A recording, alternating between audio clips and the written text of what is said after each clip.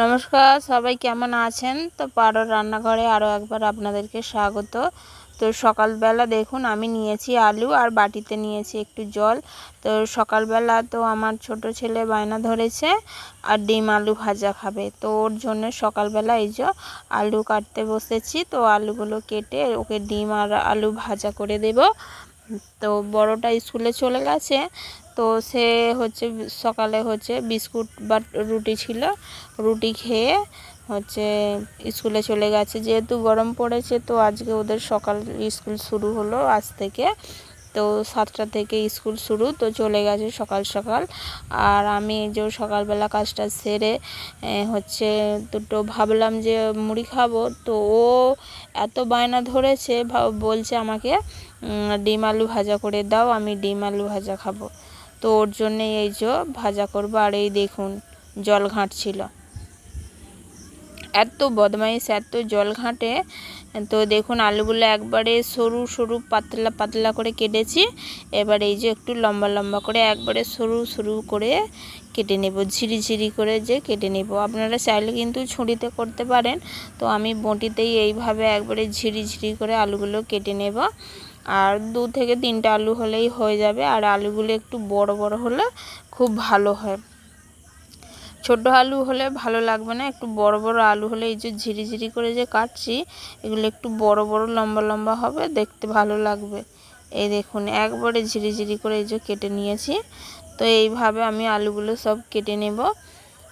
2 থেকে 3টা আলু দিলেই হবে। আর সঙ্গে সঙ্গে কেটে অমনি জলের মধ্যে দিয়ে দেব।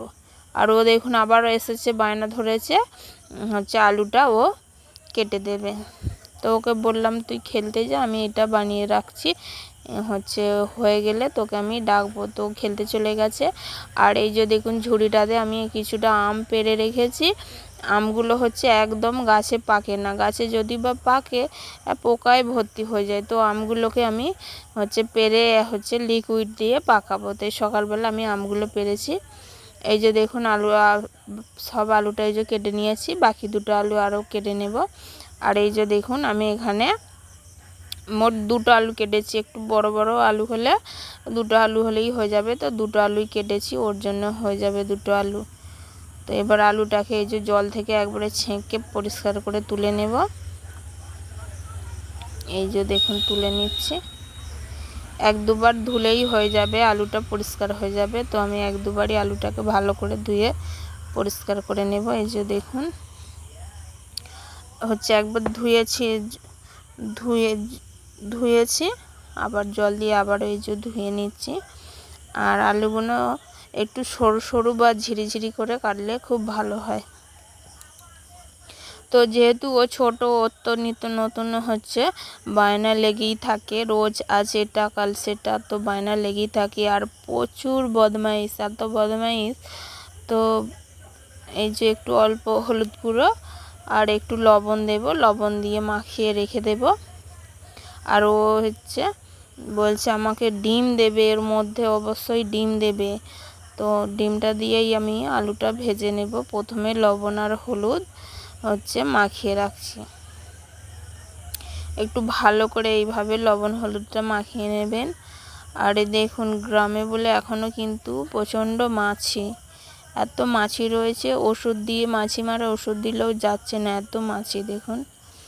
তো আলুটাকে ভালো করে এইভাবে মেখে কিছুক্ষণ চাপা দিয়ে রেখে দিলে আলু থেকে জল বেরিয়ে আলুটা একবারে নরম হয়ে যাবে। তো আলুটা আর সিদ্ধ করতে লাগবে না, তো একদম নরম হয়ে গেলে একবারে ভেজে নেব। তো লবণ হলুদটাকে এই যে ভালো করে মাখিয়ে নিয়েছি। এবার এটাকে রেখে দেব, ওই 7-8 মিনিটের মতো রাখলেই হয়ে যাবে, এর বেশি না রাখলে হবে। তো মোটামুটি 7-8 মিনিট রাখলেই হয়ে যাবে। তো আর এই যে এখানে আমি ঢাকা দিয়ে দিচ্ছি, ঢাকা দিয়ে রেখে দেব। তো চলুন ঢাকা দিয়ে রেখে দিয়েছি, 7-8 মিনিট মতো হয়ে গেছে। আর এই যে এখানে আমি উনুনটা ধরিয়ে নিচ্ছি,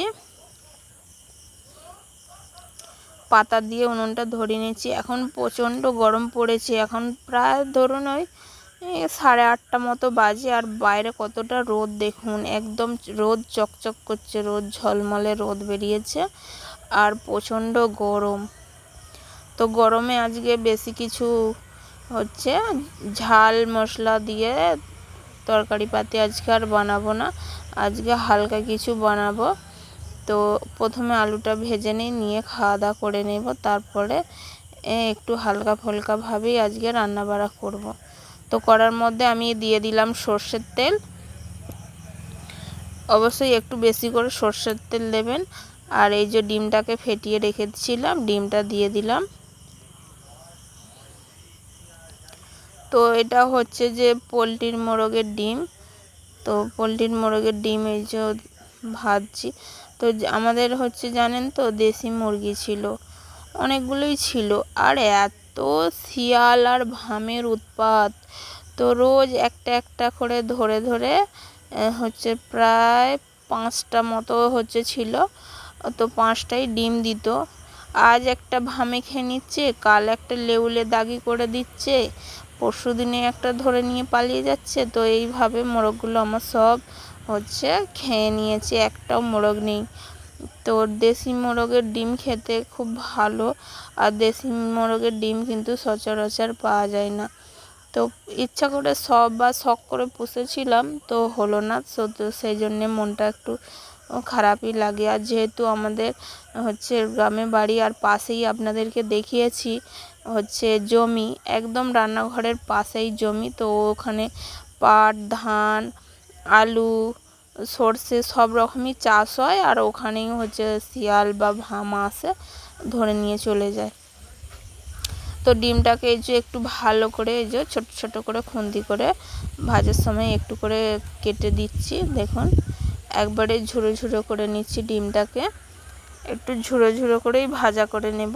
আর ওই দেখুন ও বলছে আমিও ভাজবো। দেখুন যেহেতু প্রচণ্ড গরম পড়েছে, তো একদম জামা পরতে চায় না, ঘেমে যায় বলে প্রচণ্ড ঘাম দেয়, তো জামা পরতে চায় না। আর দেখুন ডিমটা ভাজা হয়ে গেছে, ডিমটাকে এবার তুলে নেব।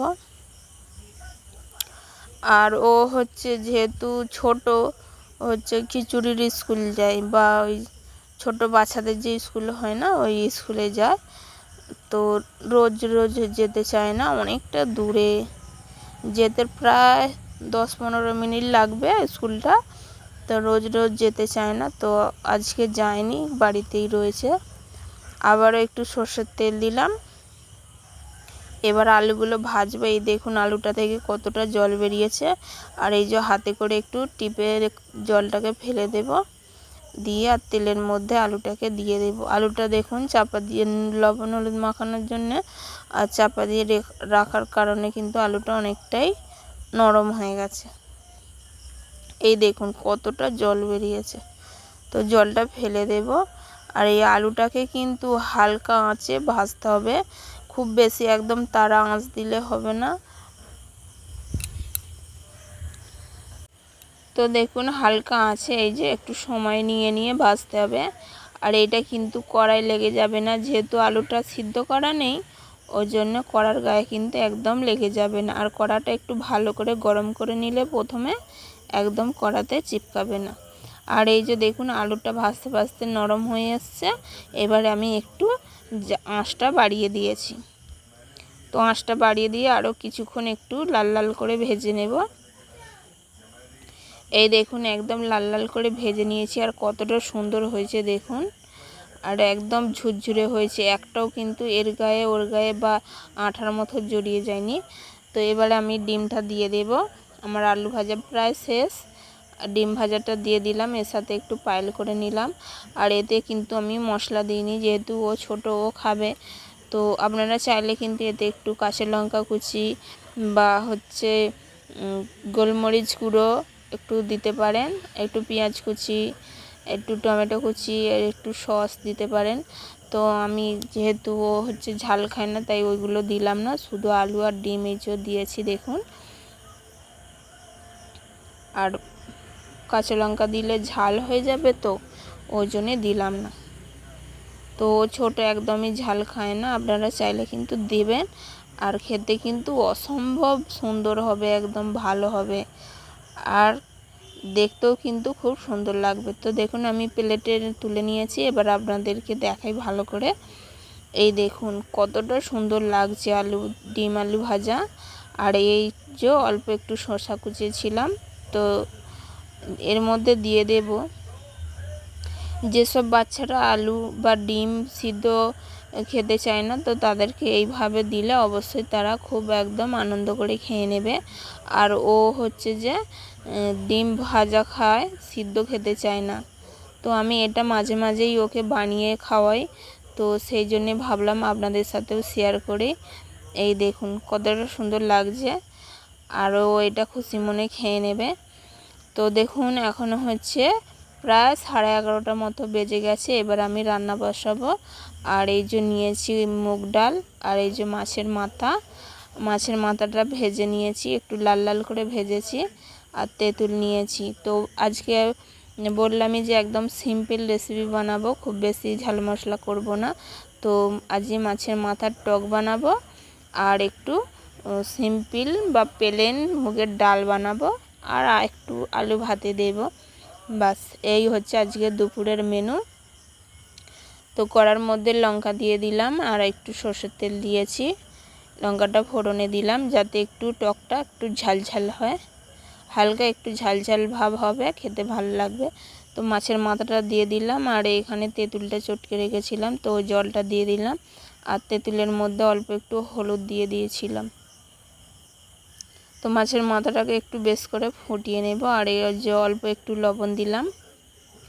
অবশ্যই এতে একটু লঙ্কা দিলে বেশ একটু হালকা ঝালঝাল ভাব হবে, টকটা খেতে ভালো লাগবে।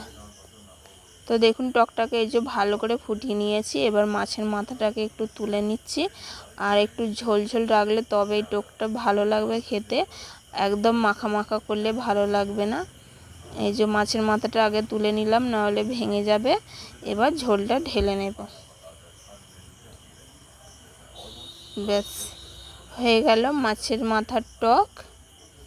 এটা হচ্ছে রুই মাছের মাথার টক। এবার ডালটা বানাবো। তো কড়ার মধ্যে অল্প তেল দিয়েছি, সাদা তেল। এবার ডালটাকে ভেজে নেব, হালকা একটু ভেজে নেব। দেখুন ডালটা প্রায় ভাজা হয়ে গেছে। এবার জল দিয়ে দেব, ডালটাকে ভালো করে খানিকক্ষণ সিদ্ধ করে নেব। ডালটা যেহেতু প্লেন ডাল বানাবো, এর মধ্যে কোনো সবজি দেব না। আর এই যে দেখুন ডালটা ভালো করে আমি সিদ্ধ করে নিয়েছি, এবার নামিয়ে নেব। দেখুন মুগ ডাল, প্লেন মুগ ডাল, মাছের মাথার টক, আর আলু ভাতে। তো গরমে খুব সুন্দর লাগবে, একদম খুব দারুণ লাগবে।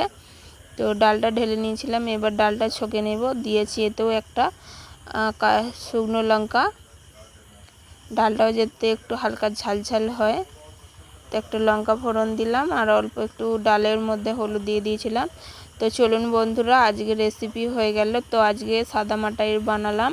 তো আপনারাও এই গরমে হচ্ছে এরকমভাবে হালকা ফুলকা সাদা মাটা রান্না করে খেয়ে দেখতে পারেন। তো ভিডিওটা এখানেই শেষ করব। সবাই ভালো থাকবেন, সুস্থ থাকবেন। দেখা হবে আবার একটা পরের রেসিপি নিয়ে। তো আর রেসিপিটা যদি ভালো লাগে একটা লাইক করবেন, আর যদি আমার নতুন নতুন এরকম রেসিপি দেখতে চান তাহলে আমার চ্যানেলটিকে ফলো করে নেবেন। তো সবাই ভালো থাকবেন, সুস্থ